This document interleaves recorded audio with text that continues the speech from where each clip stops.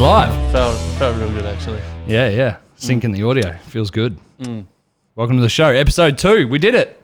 It's cool. We've done 1 now. We've done 2. Thank God.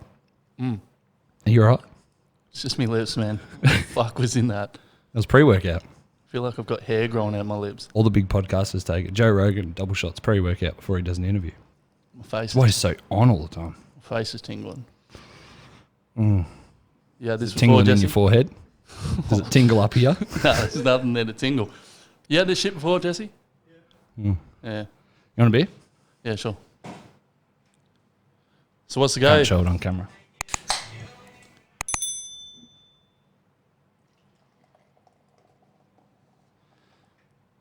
So, Thanks, bros. oh, That's a lot of head. That's a terrible pour. I can't do it under the table. Hey? Hold that under there till the head goes away. It's not what she said. Right, Thanks, bros. man. I'll let that head go down. So we need to say the feedback from episode 1 was unreal. Massive thanks to everybody who watched the show and supported it and liked the Facebook page. Also the people who subscribed to the YouTube channel and rang the notification bell. That's really going to support us and help us get better curtains to start with. And better cameras and better quality and stuff like that. So massive thanks to everybody. We hope you continue to enjoy the show as much as we enjoy making it. Tell your sister owns a pub. Thanks, bro. You can get it. Can't say what it is, but you can get it talking on a podcast. That's good. It is good. Right, so the Kings Royal wrap up. First thing we're firing into. Massive weekend of racing. Yeah, the biggest show of the year, clearly. For SSA. For the SSA, for Speedway sedans in general of any description in Australia. And there's a good reason for it. Man, it was mad. It was cool. 3 nights. Got all 3 nights. Loved it. Yeah, cool race. So what are they in? Are they in their 8th year? Yeah, that was the 8th one. Yeah. Started, with obviously I'd assume Rhino was a big part in the start of it. But the clubs got on board massively with the event. Yeah. In a big way, and the way that they do things there is a lot different to how other clubs do it. And I think it's a recipe for success, but I can't guarantee that other clubs could do the exact same thing. But it's just it's insane. one of a kind. I don't think you could replicate the Kings Royal now, especially for modifieds. Like they've picked by far the most entertaining and well supported class in Australia at the moment as far as sedan racing goes. I actually had a chat to Rhino yesterday, and he was saying this is the first year for him that he's been able to just pretty much rock up and commentate. He stood back a lot from the organisation because the amount of hours that goes into organising an event like that is huge. Most clubs would need 12 months to throw something like that together. He and the South Burnett Speedway Club just threw their heads together and put in a ton of work every year to get that show to work. And obviously now he's in a position, and the race itself is in a position where he can step back a little bit and just do what he does best, and that's promote and commentate. Yeah, well, if anyone that does go there and you camp out, the biggest trip out is Travis Barron. Like, he's on the beers late at night, just an absolute menace, and it's funny as, like, it makes your weekend. Like, he become instantly my favourite dude in Speedway, and then it gets to 7 o'clock in the morning, and here he is on the PA system. He's up there cooking bacon and eggs for everyone. Like they got these mad bacon. It's like going away camping with family, and it's just the benefit is you're at this mad Speedway. But the biggest piss wreck there is also the best organizer. Like, he gets stuff done during the day. It's sort of reminds me of when Benny Ayworth was president as well. Like, he's a loose dude, but he gets stuff done. And president of Timber Speedway. At Mildura, yeah. So it was good with that, and it just makes a whole experience. Anyone who's been there and will say that as a whole, it's not just the racing, it's the everything else that goes with it, the way that you treat it as a driver or a spectator. Yeah. And that's why it's just growing so fast. Like they put on the Queen's Royal, and it starts small, just as a bit of probably more like a gimmick race almost, and then now it's becoming something huge. Yeah, it's a feature of its own, really. It's going to become 2 female races. Like you've got your New stars and top stars. And top stars. So they're almost getting too successful at it that they're creating their own problems. Like it was so many cars there and such a big event. That they're struggling to fit it all in almost. So, I mean, the third night ran overtime. I'm sure their schedule was well blown out by the time the A-main rolled out onto track. Do you think because we run two events that have a new stars and a top stars, as in the juniors and the Queen's Royal, should they not run two classes that have that style of format? Like, should they have, say, production sedans and then Queen's Royal, or production sedans and juniors on one of the nights? Well, so that your new stars and tops, because unfortunately, like, the new stars in both categories do a good job, and they both need to have a place on the track. Is King's Royal weekend the right weekend for that to happen? Yeah, I think so. But I can say this, and the people in that club could, they're more successful at it than me or you and everyone else in Australia. So what are we to say? But we can give our opinion looking in. And if someone said to me, "What would you do?" I would put the new stars. If most people, I feel like, are going to go there for a whole weekend, so I'd put new stars on the first night. Yep. In both, because the first night to me seemed pretty skinny, as in events, compared to the last night was so crammed in. I think a lot of the promo and a lot of the conversations and stuff like that they had on Friday night between the commentators and with people around the facility would have been good to see that on Sunday night, because there would have been people who only bought the third night to see the feature race.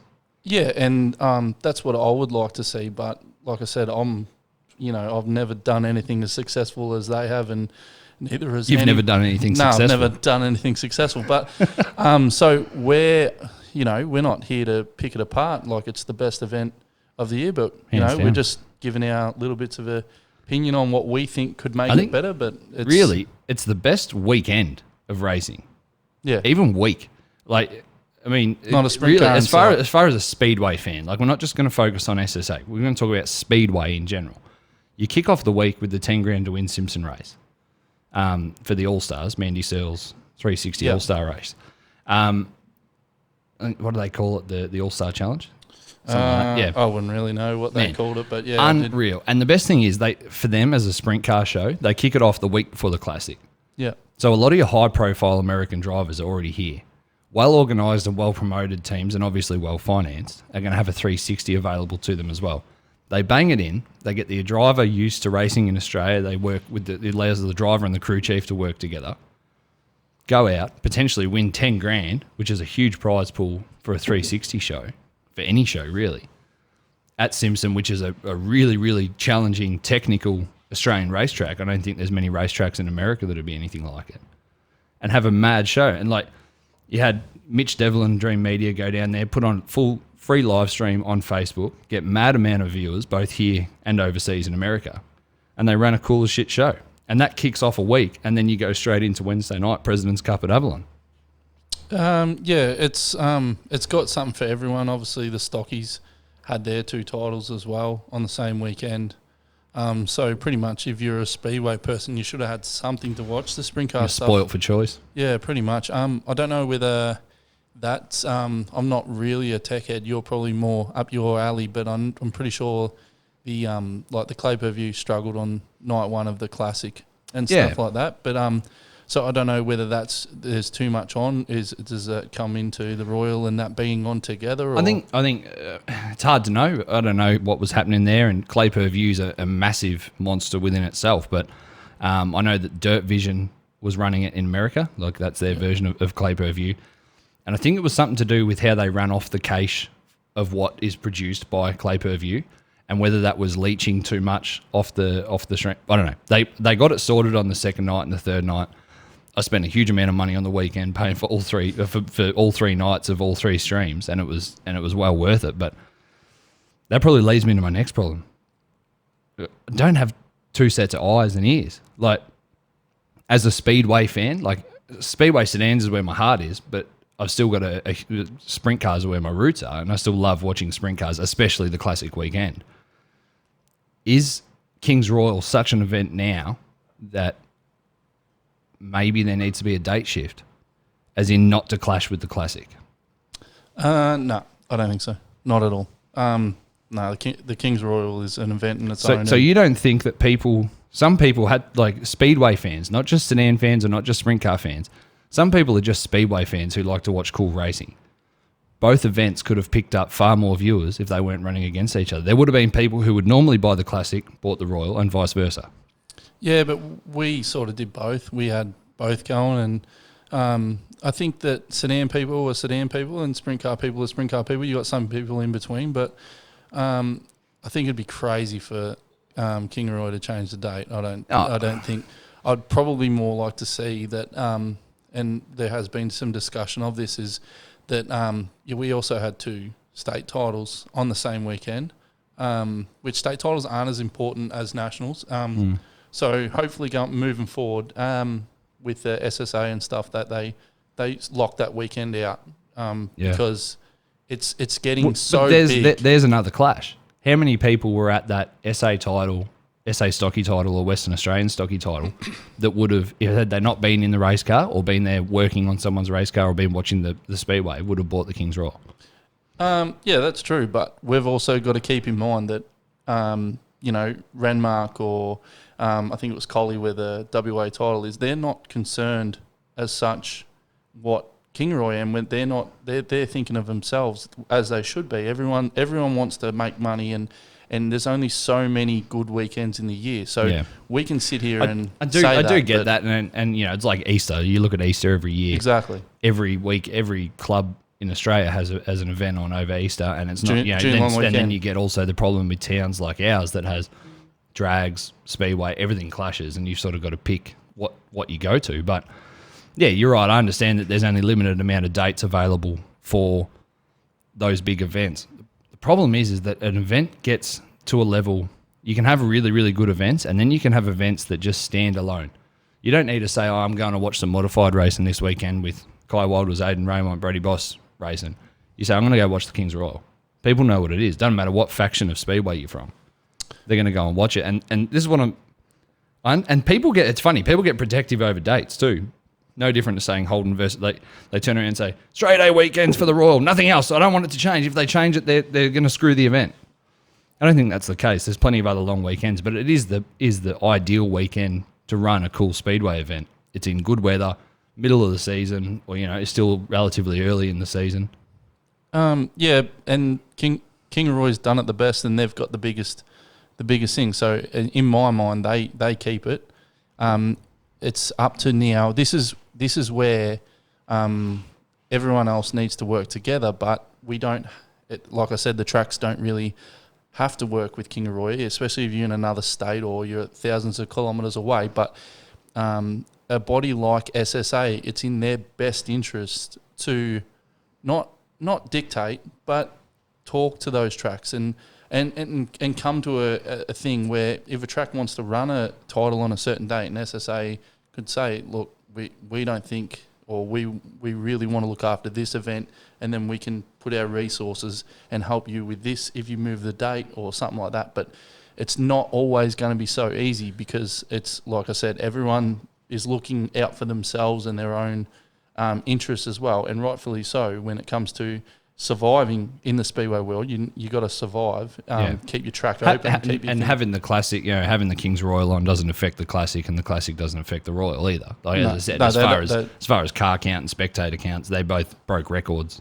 Exactly, like it's like I said, sedan people will watch the Royal, and sprint car people will watch the Classic, and sedan people like me will watch the Classic, and I might watch it afterwards, or we'll have two, and we had the Classic on a smaller screen so we could see what was going on. Yeah. I don't think I'd really follow the Classic as much if Terry Kelly wasn't racing, or people that and that's probably where a lot of my the following comes from, is who you know. You know people within the sport and within their classes, and you watch them. So, and Terry Kelly, sprint car driver he was around at my place today and sat down and watched the A main of the Royal with me. Fucking loved it. Yeah, because it was the best race I've ever seen. You reckon it was the best race ever?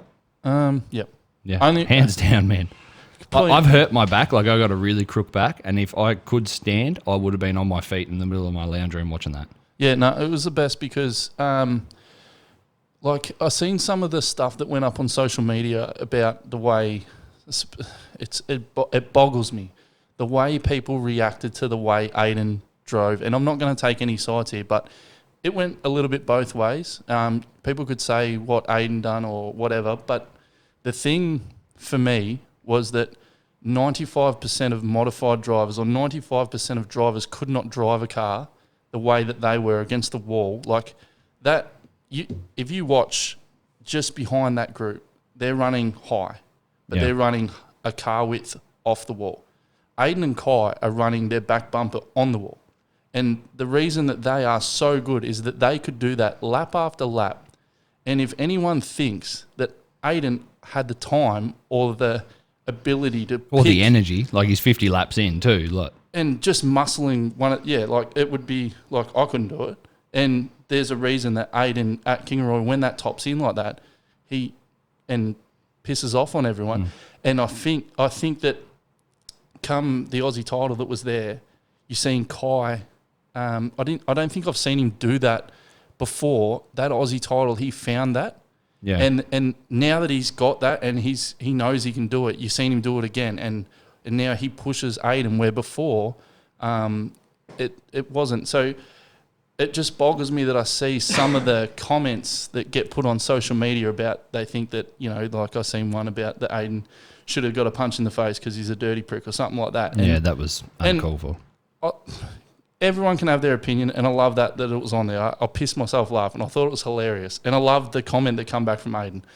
But if that guy thinks that Aidan did that deliberately or could pinpoint hitting, he's driving that car at 11 tenths. Watching that race, and I've watched that A-Main probably 6 times since it has been available now through Ash Media to when we've recorded this episode.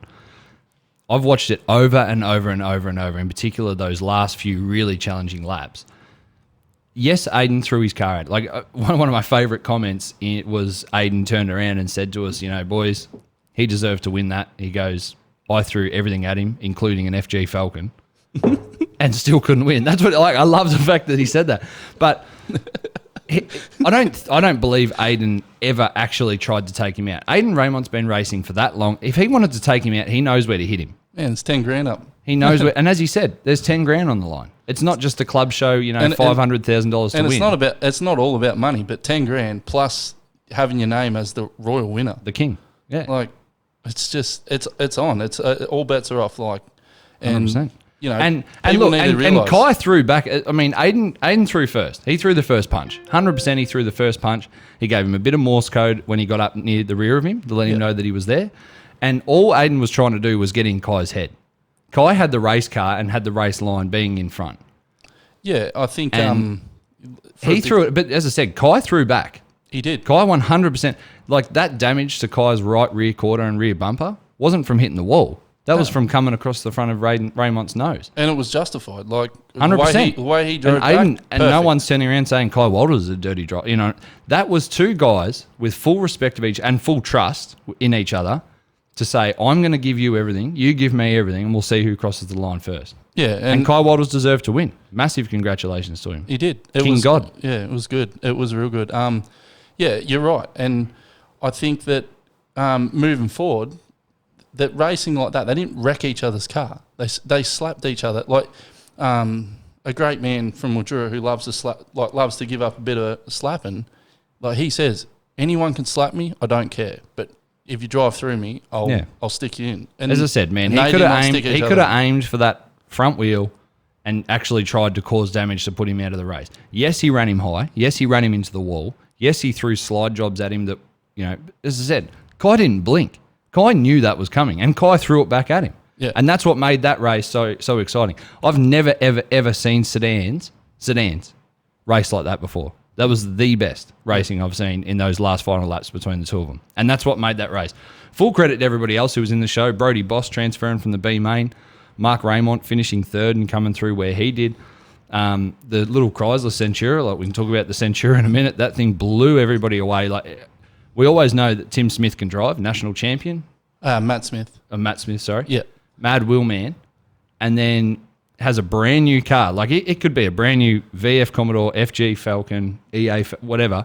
He's gone out there with a 1970 model car and held it flat and finished well within reach of the King's Royal of getting the crown. Yeah, well, I watched the footage, and obviously I've taken a great interest in the Centura because I love a 265, or love the Hemi engine, the Hemi engines and stuff like that. And we're going to help a guy in the next little bit who's building a Charger, or he's actually got a Charger, and he's going to come in modifieds. And the bloke that it is a mad wheelman. So I don't know if he wants me to say who it is, but anyway, it's cool as this is where modifieds is going, because we're getting to that point where people are looking for that edge to find something different. To Commodores and Falcons are run to their limit, and the guys who are running to the limit have got full budgets. Yep. Every part of development in that car has been developed. Yep. And there could be not a better car than an FG on the right track or something like that, but these boys are trying. They won in a 300ZX, and now they've got the Chrysler Centura. Everyone, probably behind the scenes, everyone had their opinion, and a lot of people, had their little comments that they don't handle, they don't this or they don't that. But come after night one and people seen the potential, I think, the people have started to realise that a lot of us could be in trouble trying to catch that thing once they get it fully sorted. And, I'm pretty sure I heard Ryan Harris say that thing was up in getting inspected for a couple of hours by SSA. So, which is good for the boys to have SSA go right over it, and they give them a green tick. It raced. They got a green tick. Night 3. So obviously everything was all good, but that's what's going to happen if you bring a car in on debut. Yep. And something new, something different. It comes back to that. What we spoke about last episode was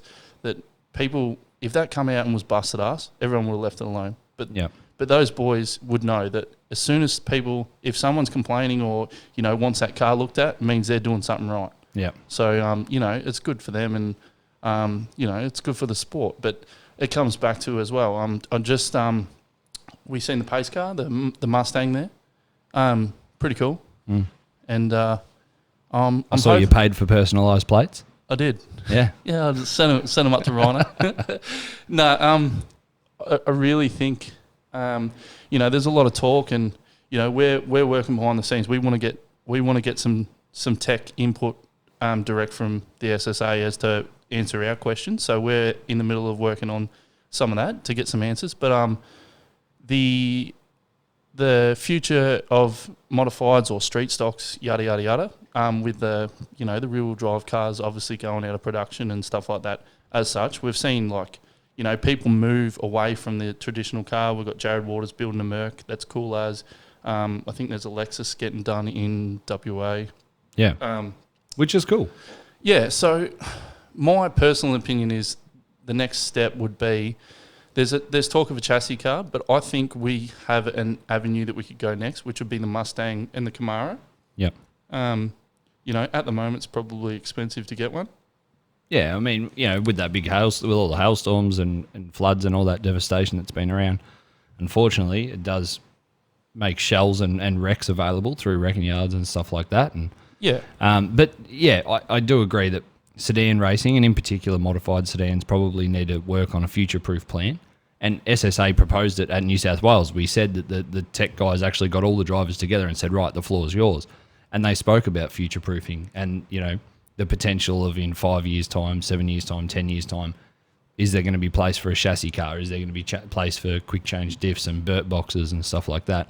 And I think it's good that they've opened the floor. Yes, it created debate. Yes, it caused a few people to sort of disagree at the time, but it's got people talking. It's got the conversation happening. And all it's going to take is for some clever guys to figure it out in a way that's still going to, leave some amount of parity as the class transitions.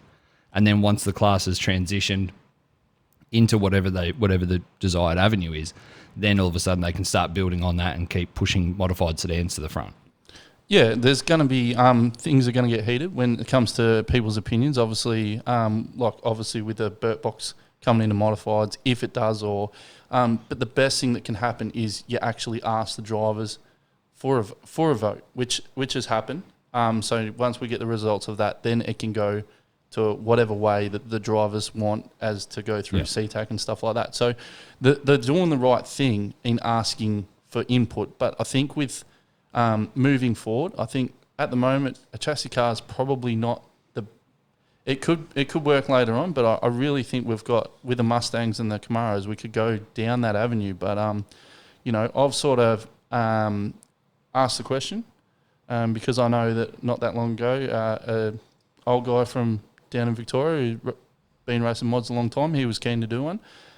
So the push has got to come from us, I think. From the drivers. From the drivers, yeah. We've got to really start pushing for what we want. And I think the drivers have got to take the blinkers off too and realise that shells aren't available like that, like they once were for Commodores and Falcons. Yeah, I think there's such a massive us versus them mentality from the car owner side. We go to a title and we go, oh, these pack of arseholes are just going to pick on my car, and why don't they pick on? But and I used to feel like that too. I used to really feel like that when we would go to a title and you'd show up with your car, it felt like the scrutineers were coming over, their cock would get hard on picking your car apart. Yeah. I don't feel that anymore. It's they're looking at the car, they're telling you what you've done wrong, and they're doing, like at Sydney there was some things, and they knew that I could not fix that. And it wasn't a performance advantage thing, but it's just something that I completely misread in the rule book. And so you're a cheater? Yeah, massively. Yeah, they fan the turbo under the back. So yeah, and that's why I'm like super slow now. Yeah. But it was so good that they were like, well, we're gonna write you up at the end. We're gonna let you go through so you can race, because to do that here, you're gonna do an absolute prick of a job. Yeah, I think one of the things, wasn't it, like that guard lock, or the inner guard of a.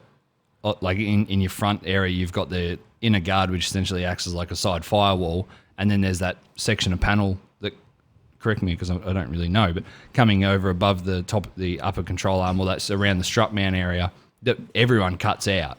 So what my car was just fuel tank protection bar. Like, it comes down, but the way that I've got it is how I read the book, but I've read it wrong. And obviously the rear quarters, I've read where the rear window is.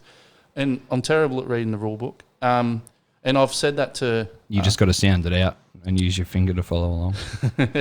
Well, I've made this clear to SSA Tech, is sometimes it's hard to put words into what they actually mean and stuff like that. So I would really like them to start doing explaining it via video or more detailed so that we can see. Immortal Roll Cages did some videos and they were great, and we spoke about that at Sydney. Yep. With them, how that they were really helpful. Yeah, those insider tech videos. Yeah. So if that sort of stuff keeps rolling on and gets endorsed by the SSA as, yes, that is exactly what we mean, and then we can move forward, and that would eliminate some of this stuff. But I think as a whole, it's going the right way. Like, you're not going there feeling like you're just going to get fisted. Like, it's... Yeah. If your car's wrong, it's wrong. Like, you got to fix it. It's the rule book's there for a reason. But on the other hand, there's some rules that need to be looked at because it's just not really working, or it doesn't really help us in any way. Hopefully we can get the SSA on, or a representative from the SSA on in the future, and be able to actually ask the questions and the questions of the drivers. So if you've got questions and things that you'd like to ask the SSA, message it into us, and if we get the chance to talk to them either live or over the phone, we'll give them a call, we'll fire it at them and try and there is a big push for that. Be as clear for the debate as we can and see both sides of it and let the drivers decide afterwards. So it's not just technical side. A lot of the complaints we hear is why does it cost us so much to register a car, or why do we pay more than VSC or something like that? It could be anything. So we really want input from everyone else, because some people, not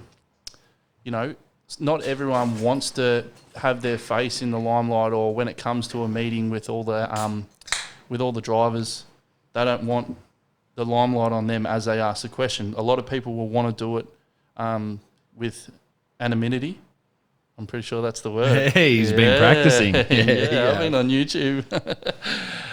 So, but if that's the case, no dramas. Just ask us. We'll fire the bullets. I've been having a couple of conversations with some people from SSA, and I think we are making progress as to try and get some clarity on that through this show. So, I'm pretty excited about that, to be honest, because it's obviously, me, Nev, and that's been one of my big things with everything to do with the SSA. So I'm actually pretty excited.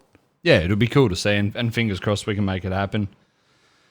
Right, so the stocky titles, state-based titles, we had a title race at Renmark for the South Australian title. Yep. Riverland, over in Riverland Speedway. Now, Riverland Speedway is a tricky topic to talk about. It's a love it or hate it kind of joint. Massive love or hate it, and I think really you have to be a local to love it. Not always. It's a really tricky track that catches a lot of people out. And quite often, unfortunately, their format falls short, or their track prep affects them and can blow the meeting out. I mean, there's been those horror stories, which happens everywhere, but those horror stories in particular happen at Riverland, where racing's not finished until 3 a.m. and stuff like that. It's pretty hard to draw cars to a title, especially at a track like that. Some people will just go, I'm not racing there. I'm just not going there at all. So, yeah. What do you want a beer? Yeah, please. Jesse can't do it. He'll knock every camera over here. Can I have a beer, please? I want to fill this bad boy up.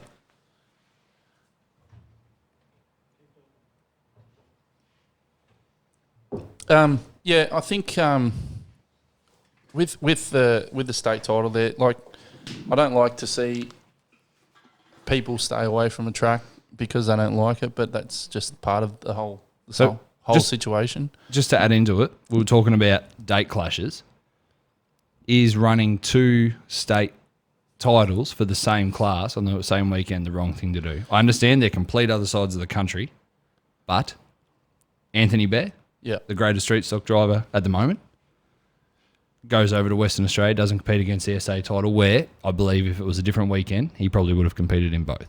Yeah, I don't agree with having 2 titles of the same class on the same weekend. But why that come to that point, I don't know. And we don't know. It's dumb. From the outside it is, yes, but we don't know. As I said, other side of the country, it probably only affects a handful of drivers, but it still affects a handful of drivers.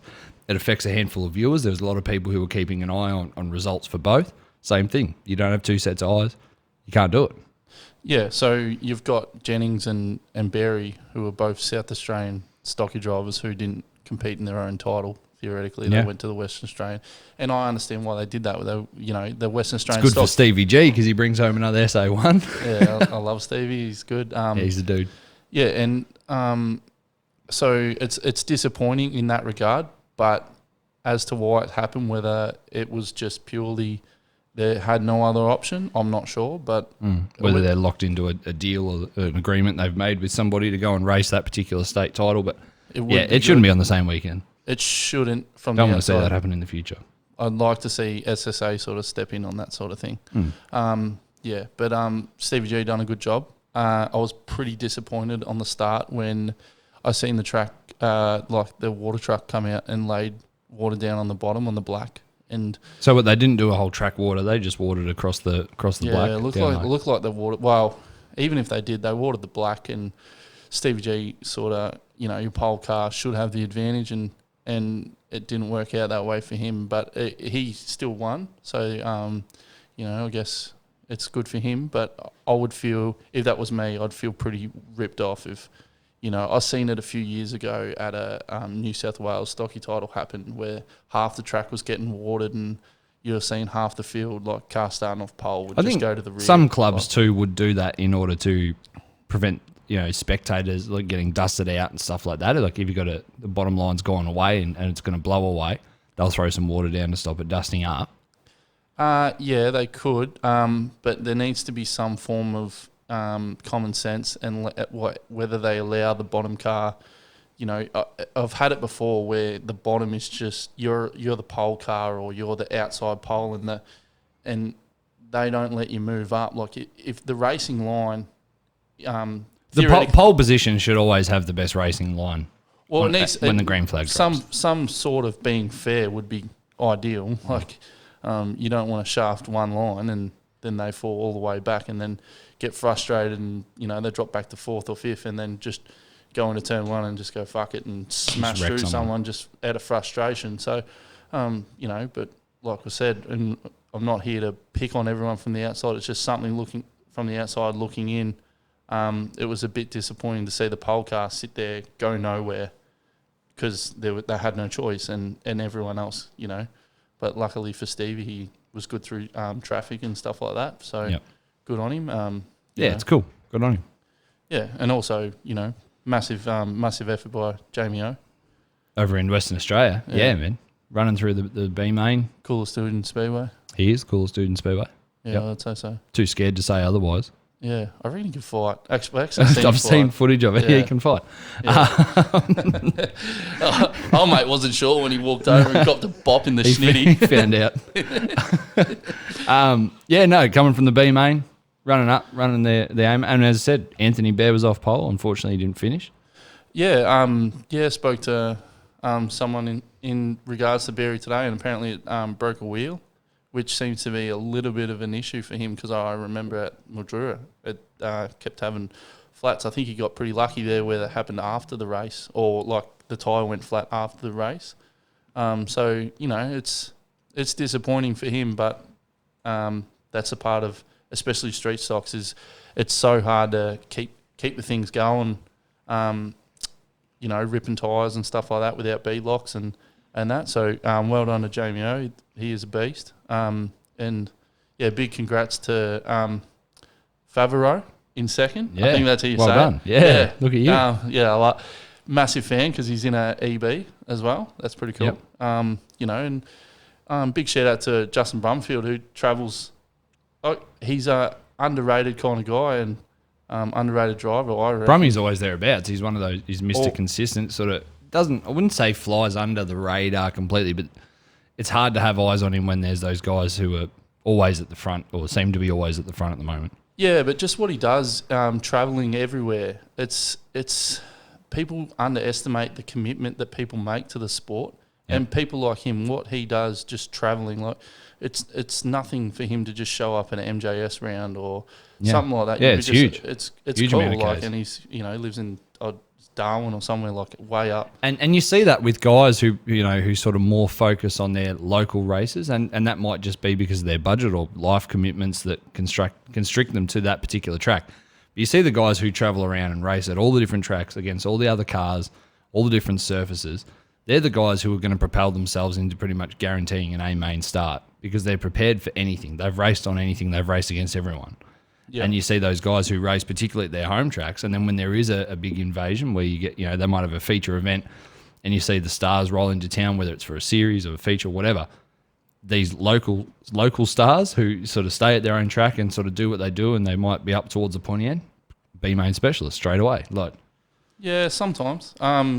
Then I think back to a Vic title for Stockies at Horsham, and there's a guy there. I'd love to see him travel more because I can't remember his actual name, but it had Redder on the visor, and he has an EL Falcon. It used to be Justin Sadler's ride or Trevor Good's car, I reckon. And Vic title one year, and he's just serving it up to all the superstars, And I see that, and obviously you can't say that they just should travel because he's obviously talented, but. Yes. And we talk about local drivers too. Harmy in the Falcon at Kingaroy local, did an awesome job. Unfortunately, Power Steering Fire put him out, but he was doing unreal. Running that low line, the car, obviously he had the car to be down there, not up where the other boys were. He ran a tight line. It was a shame to see him go up in flames, and unfortunately put him out. He should be proud of himself too for running where he did with who he was.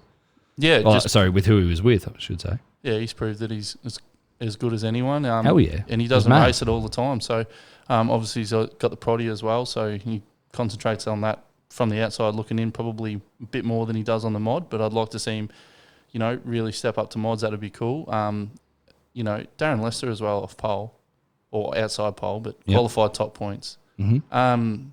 Disappointing in the final what happened to him. Yep. But a good dude. I like him. Yeah, Darren Lester, and the best presented car. I love that car. Yeah. Every single time it rolls on the track, it looks like it's just been wheeled out of a decal shop. Yeah, and it's no mean feat to put it up there in points. Big effort. Mm-hmm. Huge effort. Yeah, so who do you reckon's better? Who do you reckon is naturally a better driver? Aidan Raymont or Mark Raymont? Mark. Easy. Mark Raymont. Yeah. Well, not easy, but Aidan. It's kind of like you and Big D.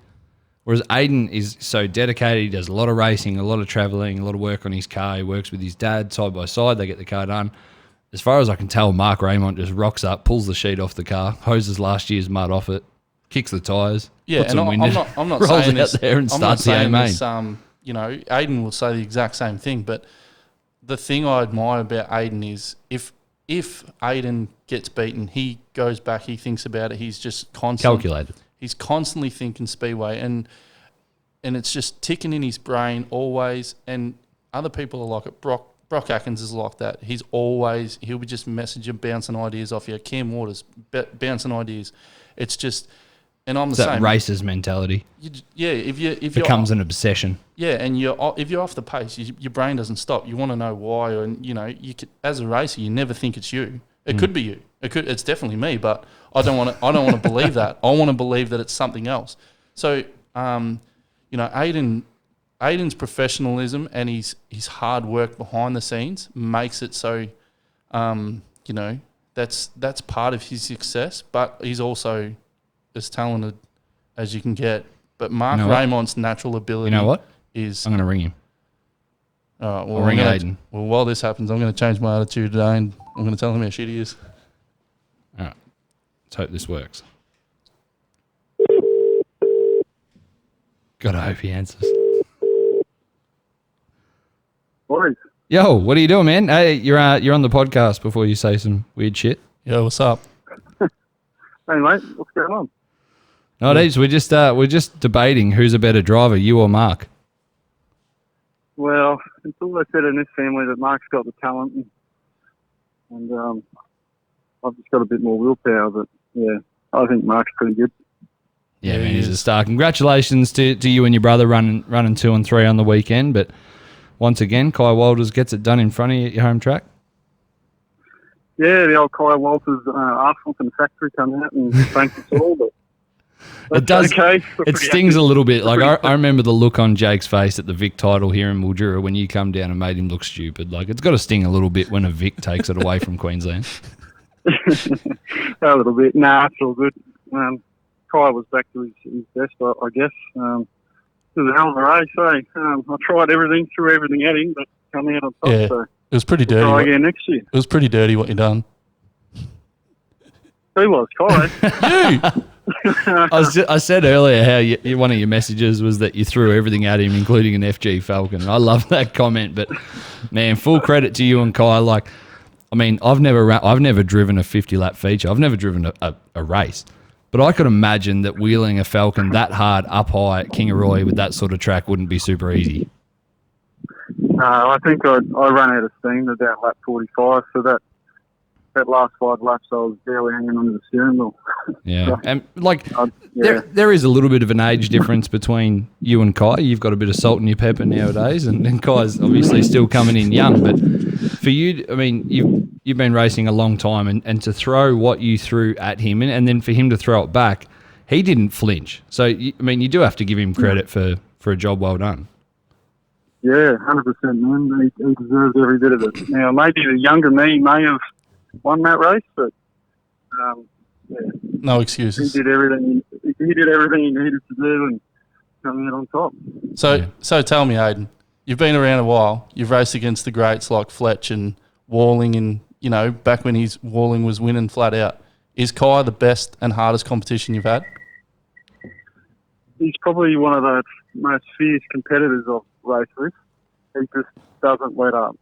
And you don't. If you pass him, you have to run like the bloody wind to get away. For how casual he seems, he's quite fierce in the car. Once that helmet goes on, he's a different person. People see him as definitely. casual. Yeah, I think Definitely, man. I think you and Clinton Oakes have had some pretty good battles over the years too, at titles and the King's Royal as well. And obviously, Noakes is a friend of yours. It's a bit of a shame to lose him from the class as well at the moment. Yeah, definitely, man. He was always one of the top 5 come things of all time anyway. So actually, let's touch on that while we got you on the phone. So Clinton Oakes' car has moved on now, and Damien Miller's got it. Have you had a chance to see the incident with Miller getting disqualified from his race?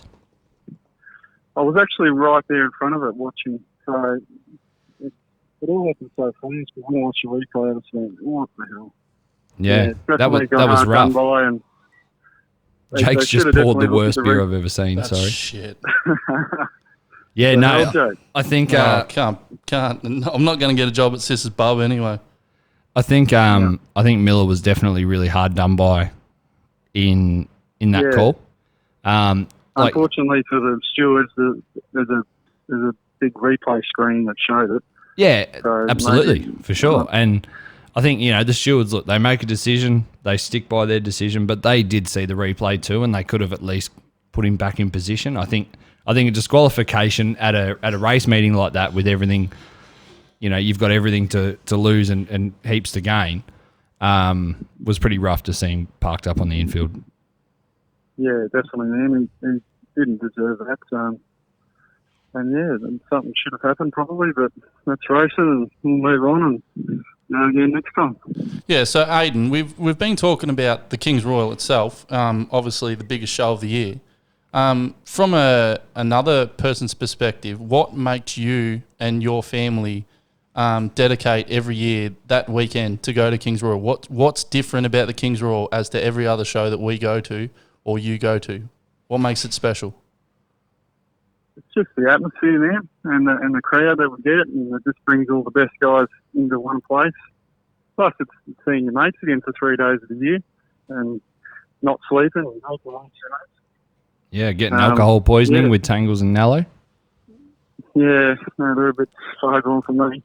But Just a question, on Saturday night before the final night, how hammered did you get? about 80%. I was hanging on. So do you reckon that contributed to you not being able to win? Nah. No?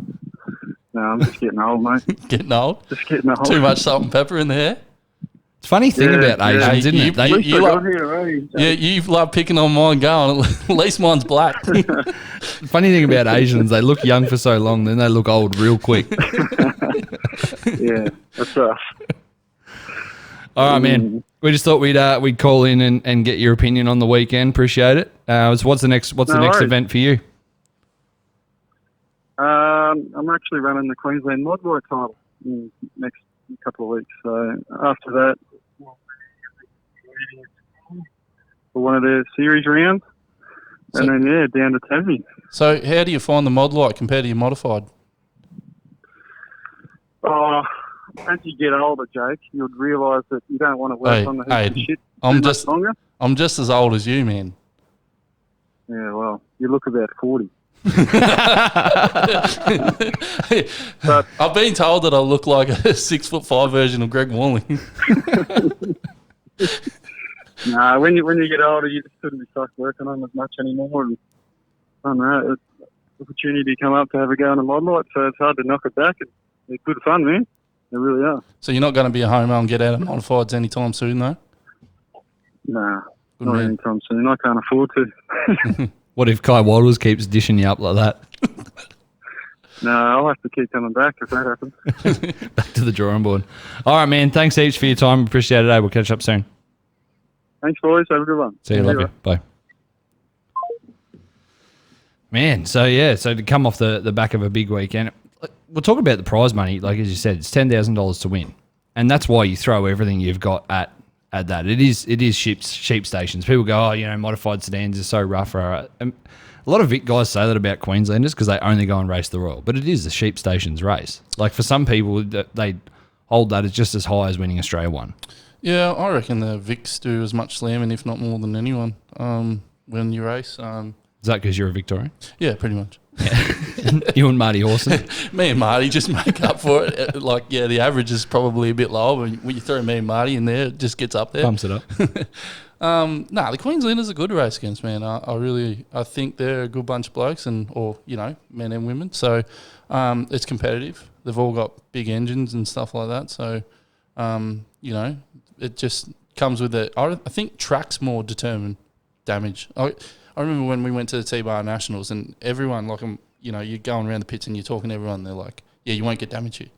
Yeah. I'm like, oh, no, we're racing mods. Like, you know, someone's going to be a hero, and including myself, and slam through someone or whatever. But it's true. Like, the track is so wide the way that it's prepped that you literally got no damage. Like, kept every panel on my car for the whole weekend. I couldn't believe it. I actually just could not believe it. When is T-Bar this year? When is it, Jesse? April? Something like that. Yeah. Yeah. Be another cool event. So that'll be on Clay Per View as well. Obviously, T-Bar's lined up pretty well with Clay Per View. And yeah, you should be able to watch me winning on there, I reckon. Yeah, okay. Yeah. So Ty Galley did pretty well at T-Bar last year, travelled up to Kingaroy this year and dropped a valve in his first heat. Yeah, dude, I feel sorry for. I think he dropped the valve in hot laps. Yeah, so, okay. you know, just it's a shame to see him. What's that, Jesse? He set the quickest lap in his session. Yeah, he's quick. Fast. He's a fast dude. Yeah, A wild dude. So I think they're in the middle of fixing that right now. So hopefully they do. And, yeah, he's always quick. It was a shame that Brock was out of at Kingaroy. Yeah, like with the and man, it would have been good to see Todd there as well. Like the King's Royal, we've seen Todd have some really good success off the back of Valvoline Raceway. It would have been cool to see him go up there and race against the same caliber of guys at the biggest Well, I'm mod pretty show. sure. From what I've seen on the coverage, I think Todd was up there, but I can't be sure. Unless he had help. But yeah, so no, it'll be great to see him back out. I think he's the biggest improver for the year, especially on the slick. It's just he can do things on the slick, like when he's giving me windburn, just drives off. And 100%. And this, I really don't want to take away from Todd, but when we were at Valvoline Raceway and Brock obviously lost an engine and put him out of the show, Todd's next heat went out and I'm like, oh man, Brock's jumped in Todd's car. Like, that's a bit rough on Todd, but cool for Brock. The way he drove. And then I looked to my left and Brock was standing there with his arms crossed watching Todd drive. I went, what the fuck is happening? Like, Todd just held it Bicky down, man. It was cool. Yeah, he's very impressive in that final. It was just even on the first night when he probably was a bit stiff in that as to who went rear, and it was a bit of confusion and stuff like that. But he probably would have went on to win that mini feature, and then in the final, I think he was up to third, wasn't he? And yeah, you know, so he's just become another A grade. Like it's wild. It's getting wild up the front. It's just like I said before, that all them blokes that are just constantly brains are ticking because it's just the competition's getting so strong. Like, and there's a lot of guys coming through names that you wouldn't particularly see up towards the pointier end are now putting themselves there. Like they've pushed hard, they've worked hard, they've developed their car, and they're getting up the front. It's almost becoming the time of the underdog.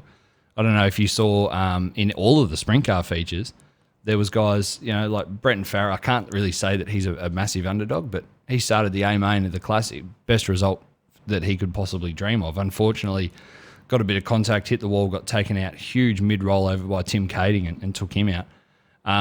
But he did really well at the Simpson 10,000 to win show. Daniel Evans in Sean McClure, Mildura car. Yeah. He did really, really well too to finish as high as he. I think he finished across the line 7th or 8th, but then got bumped up because of the disqualification. And So what do you think? Talking about rough disqualification. It's not rough. So 3 Americans were disqualified from the All-Star Challenge. I think it was Tim Kading, Schaefer, and Stewart, I reckon. Yeah, I reckon it was because my notes tell me that it was. But Caleb Henry won, a 20-year-old American driving the Adrad car set up by Trevor Green. Those 3 Americans. So in the All-Star shows and in a lot of Australian events, the top 5 go to scales, all the top 5. Make sure that they're not underweight or anything like that. In America, it's not a thing. And I think a lot of them got confused because they were going to scales throughout the night, and some of them may have gone to scales before the feature event and thought, well, that, you know, I've been checked. I don't need to be checked again. Didn't go to scales, didn't win. And look, full credit to Mandy Searle too. I know she's got a huge relationship with a lot of these American drivers who come over, and she's had it from her time that she was promoting and running World Series. But it takes a fair bit of balls too to not turn around and say, oh, all right, you know, let's just weigh the car now. Let's just scale it now that you're in the pits and check it. Like to turn around and say, sorry, this is how we do it in Australia. This is how my series does it. These are our rules. If an Australian goes to America, we don't do that in Australia. I'm not going to do that here. it is what it is. You missed out. You disqualified. No prize money. No prize. I mean, I think they still won some prize like hard charger awards and stuff like that, which they deserve to. But yeah, I don't think they can. The rules are the rules, man. You stuck to our guns. Yeah, well, that's it. You can't let, just because it's a big name or someone from the States, dictate your rules. If all the Aussies have got to abide by it, so do the Yanks. And yeah, like you said, if it was the Knoxville Nationals and that's what the rules that they had, and the Aussie and J-Mac didn't do it, it'd be rubbed out. Like they wouldn't care. So it's fair enough. I think it's cool too. Obviously, Speedway, I feel in a way from a promotional point of view, Speedway in Australia is on the up and up. And we spoke about live streams and social media and all those things being a big part of it. But racing itself is drawing a lot of eyes too. We spoke about it when we were in Sydney. We spoke about it with Wayne Ornger and Johnny Gibson and stuff like that, who's over here doing some commentary work as well. People who were watching those events on Dirt Vision, like at Sydney when the modified sedans ran with the sprint cars, they were watching it in America going, what the fuck are these? They're cool as. Yeah. And that's unreal. And I'd love to see what the viewing numbers are for individually for the King's Royal, for the Classic on Clay per view. I'd love to see those statistics. How many views? When were they getting the views? On what nights? Blah, blah, blah. But also see what the split was between Americans and Australians watching, see the Classic in particular. And I just think it's cool that we've got this America. I mean, Speedway's done on such a bigger scale in America. It's a profession over there for a lot of people. It's a living. It's how they make their bread. They feed their family through racing. But to see their influence, like their eyes now shifting to Australia and Australian Speedway being taken seriously, it's cool as. Yeah, it is. Like what we said when Ryan Harris come up and said Johnny Gibson was stoked with the mods. He loved them. He thought they were cool as, and he's getting messages from his mates, and that was a spin out for us, is that the Yanks were sending it through. But that's what we want. We want exposure, and with that opens up other opportunities for the sport to grow, because that's what we all really want. Is we want our sport to grow, and it's everyone's fighting over that exposure and that sort of. There's only so much percentage of people's attention that you can get. And people will only pay attention for so long. So that's, we've got to do a good job. We've got to put on good racing, but we've also got to try, and the clubs and the tracks also have to keep that show to a certain level. Yeah, I think that's a big part of Speedway nowadays too. Isn't just the racing, it's the show. And clubs who know that, look at it from that aspect, are the ones who are more successful. The clubs that actually turn around and go, we need to focus on the race to make sure the drivers have got a good racetrack, a fast racetrack, a safe racetrack. But we've also got to put on a show. We've got to have a good commentator. We've got to be able to promote this event. We've got to have on-track action and keep non-track action to a minimum. And like we were talking about promotion the other day, some clubs need to wake up. And I say this as nicely as I can. And I know, there's a lot of clubs, limited finances, stuff like that. Get better at it. There's businesses out there who can help you with sponsorship and help you with being able to promote yourself as a business for a small fee. There's no like Adelaide Speedway, Salisbury North, South Australia's home of Speedway, is better promoted and better ran than I'd probably say 60% of clubs in this country. There's more eyes on it. There's more Facebook posts. There's more social media management than any of these local clubs. You're wondering why people aren't coming through the gate and the locals in your town aren't supporting your event? That's why. Yeah, you're right. Speedway, whatever he's called, Adelaide Speedway, Salisbury North. South Australia's home of Speedway. If anyone wants to see some karaoke, it's pretty funny. But he does do a good job. But this is what I was saying the other day is clubs will happily throw 1,000, 2,000, 3,000, and they'll put through their local advertising and stuff like that. In the paper. Yeah, in the paper. But they're better off, in my opinion, is say they set aside $1,000 of that advertising or half their advertising budget, and then they put that into someone who would take control of the microphone, who would do that additional bits of. I don't want to keep talking about the Royal, but the pole shuffle at the Royal. And the way that they did that with the music, the rock music going each time, it made it something. Builds an atmosphere. Yeah, people, something's only as big as you tell them that it is. That it is, yeah. So if you've got someone there telling them how big that is, and you've got the music, all that, it creates that, and it pumps people up. Builds an energy. Yeah, and Yeah. I think that instead of trying to get the person that first time, so if you're aiming to advertise to get you to the Speedway, they're better off trying to retain who they're getting at the moment and then adding a little bit at a time. Instead of thinking short term, everyone needs to try and think long term. Yeah, that's right. It's 2020. Well, yeah.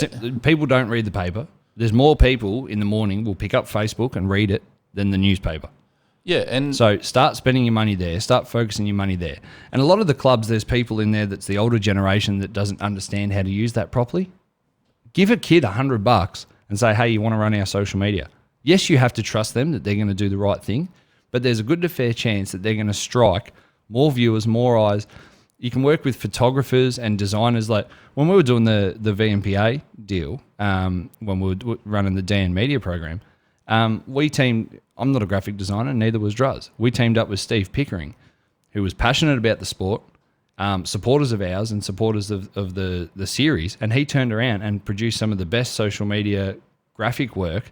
And we just scheduled the times of that release so that when people were home from work, when they sit down, they crack open a beer, they make coffee, grab a glass of wine, they open Facebook, boom, it's in your face because it's timed at the right time.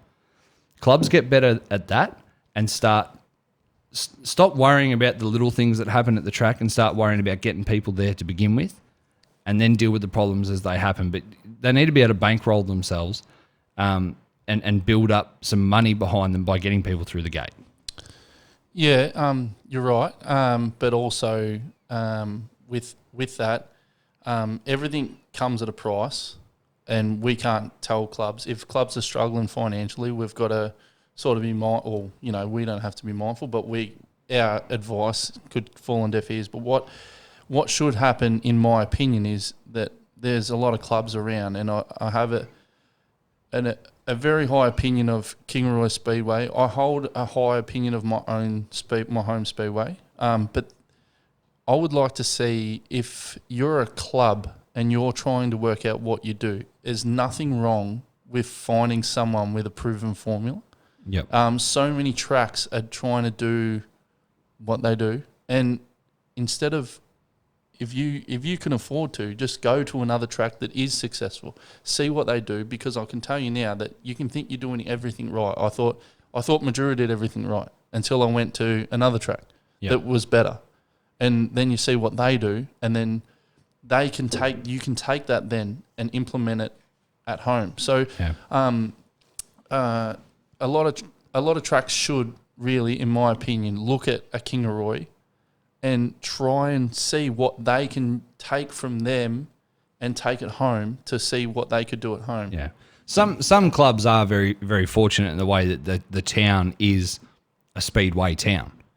Like Warrnambool, do you know what I mean? And Kingaroy and stuff like that. But that's what I said about. And they have no other motorsport. Like, as far as I know, they don't have a huge amount of motorsport competition. They don't, like, we'll talk about Mildura because it's home for us. We've got our car speedway, which puts on good shows, has reasonable events. We've also got a really well-known, popular 8th Mile drag strip in Mildura. We've got Olympic Park, one of the biggest motorcycle speedways in the country. We've bred some huge champions out of there. We've got a good go-kart representation. We've got ski races on the Murray River, every couple of weekends. We've got motocross, arena cross, all that sort of stuff. It's hard to be a motorsport fan in this town and see everything. You just can't. And so you pick and choose what you go to. And I think clubs like ours in towns where there are big competition need to be smart about their shows. If you're going to run a show against one of the other clubs, make sure that your show's better. You don't try and run a feature event with 6 cars.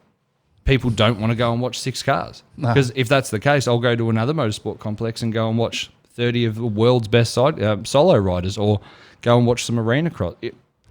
It's just, you just got to be that little bit. I'd like to see clubs be that little bit smarter with it. And this isn't a shot at Timmer Speedway. I love Timmer Speedway. I think we've got one of the best speedways in the country, especially a regional track. And they kick a lot of goals. But it is hard as a motorsport fan and then a speedway fan to sort of sit there and weigh up what you're going to go and watch, or whether your money is being justified on what you're going to see. Yeah, and I think the biggest issue when a club is struggling, is their first idea is to put prices up. And it's not going to work. It might help in the short term, but in the long term, it's not going to help you. Yeah, And I think some tracks manage that better than others as far as when they implement their price rises. And I think, the back gate can often earn more money than the crowd gate. Where through the crews and stuff like that. And I think sometimes clubs get a little bit greedy. I've been to some places and just thought, but I've got insurance. Why am I paying so much to get in? Where there's other tracks have driver on one crew and they got 100 cars for every show because the cost of racing is kept down. I think like Mildura, I'll play the devil's advocate to the argument there. Mildura at the moment, their gate prices are up a bit, and they went up last year and they haven't come back down. Now we work with Plugger, who's our president at the moment, Darren McCarthy, and I sort of bailed him up about it. I said, "What's the go, man? Gate prices have gone up; they haven't really come down. What's the go there?" And as he said, we're in a drought. The club requires water to run. A meg of water at the moment, which we use, I think we use 15 or between 15 and 30. I don't really know, to be honest. But a meg of water has tripled in price. Now, we have to have that water to be able to make the grounds look nice, but also water the track, keep the dust down, keep the pits dust-free and stuff like that, or keep the dust down in the pits. They've had to, in order to run the same amount of shows and the same quality of shows, they've had to put their prices up to pay for that water. So I kind of see that side of it too.